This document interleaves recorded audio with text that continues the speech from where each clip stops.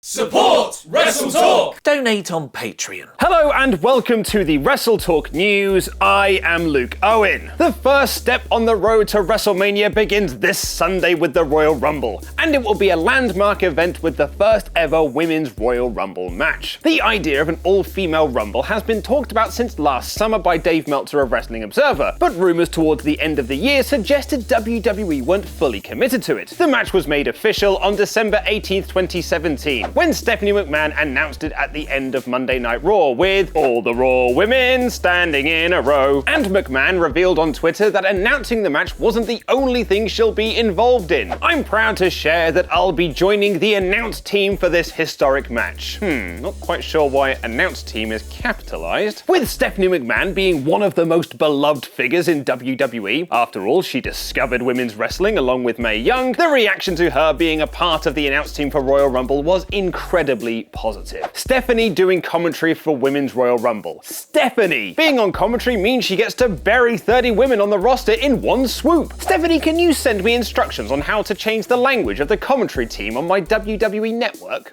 If only there was a female announcer under their employment that people actually liked they could have used.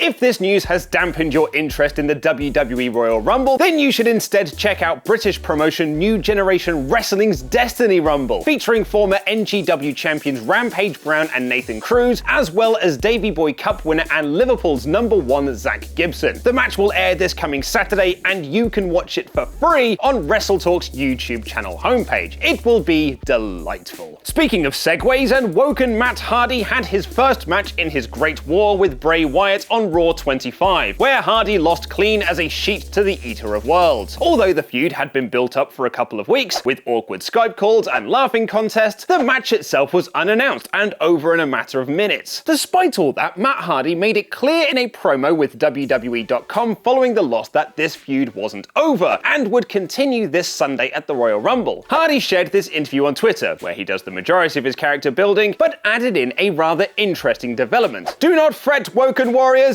What? No, I'm not doing the voice. No, I'm not doing it. No, I'm not doing it. I can't do it!